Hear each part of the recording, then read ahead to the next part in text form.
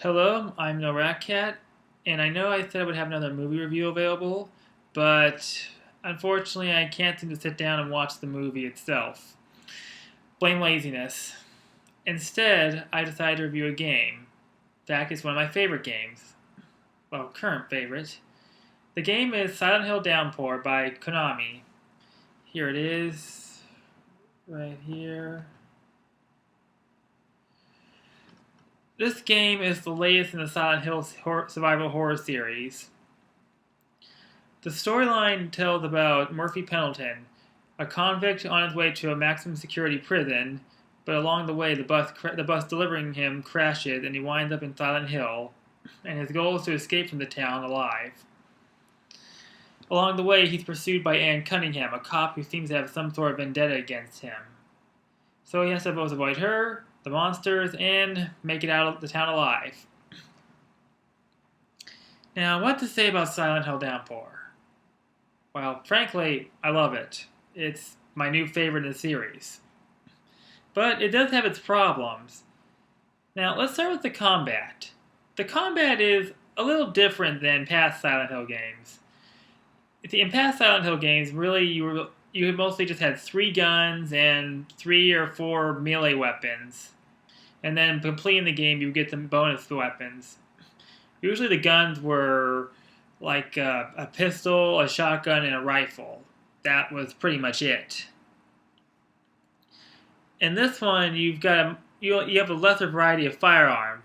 In fact, there's more emphasis on melee combat than gun combat.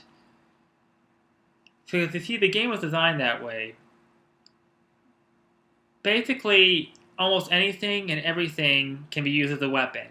From a chair, to a rock, to a beer bottle, to a rake, to a shovel. Basically, the world is your weapon. See, I think this was a good way to add a new depth of play to the game.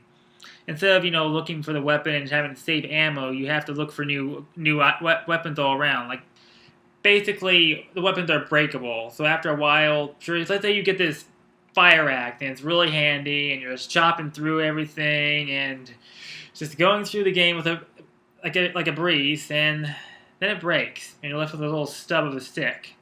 And there's monsters counting on you, and now part of your mind would be thinking you're screwed. But you see a chair, you go there, you run, pick it up, you got a new weapon. But if that breaks, you pretty much just have to find a new weapon. Now, personally, I have no complaints about the combat. Sure, it can be a little. In fact, it can be a little hectic if your weapon breaks, and it's always frustrating whenever you find a really good weapon. But so far, I have no problem. It's pretty easy to pick up, and well, I give it an A.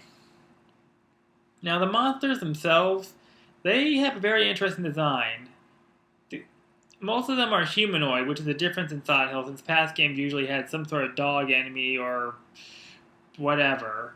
In this one, like I said, they're mostly humanoids, but they could also represent, but like the other Silent Hill games, they represent some part of the character's psyche or the theme of the game. Now, another thing I'd like to discuss are the puzzles. The puzzles themselves, well, not really much to say. They're standard puzzles. You can set the difficulty no matter how high or low you want. But what I'd also like to talk about is the characters, starting with Murphy Pendleton. Now, I like Murphy. He's different from other Silent Hill protagonists. Past Silent Hill protagonists have had this dull surprise syndrome, where basically they wouldn't sound surprised at all. It's like they're in a world full of nightmarish creatures, and then suddenly they're just like completely dull about it. Oh no. Well, maybe not like that, but you get the idea. Now Murphy, he shows a lot more emotion. In fact, on his first trip to the other world, which is featured in all Silent Hill games, his response is, "What the hell is this?" Although he says it much better than I do it, but again, you get the idea. You're smart. In fact, sometimes he even drops the F-bomb when he sees a monster. And frankly, I think dropping the F-bomb actually shows a lot more emotion than just going, "Have you seen a little girl, black hair, 7 years old?" I probably flubbed that line, but again, if I may say this the third time, you get the idea. However, some of the characters themselves, they aren't really that well developed. Sometimes the character would appear for like one scene and then later on they would be killed off or just disappear from the game entirely. I kind of find that annoying since one of the things that I like about Silent Hill is the supporting cast. They all feature into the gameplay and the storyline in some way or form.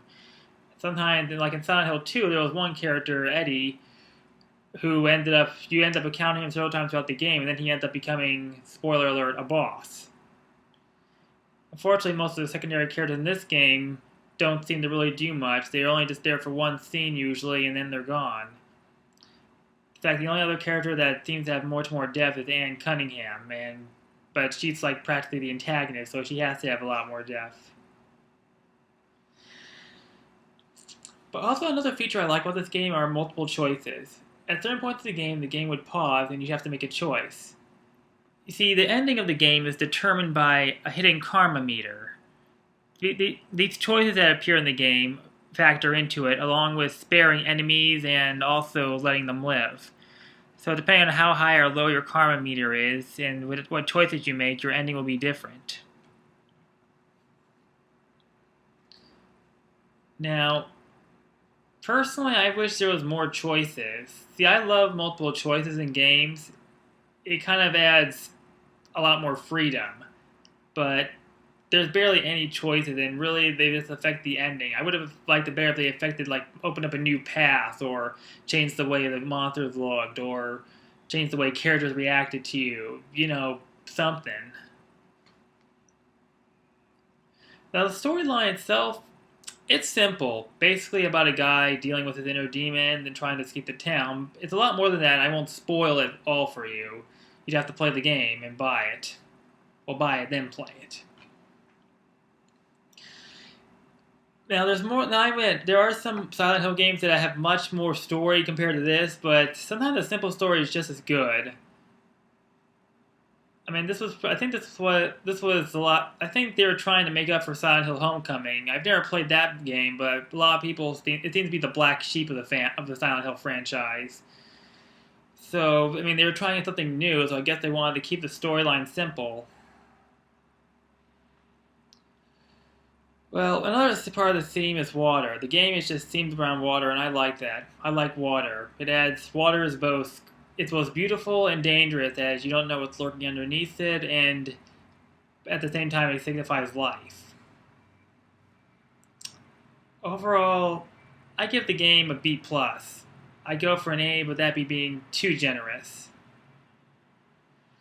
Well, my name is No Rat Cat, and I hope you've enjoyed this review.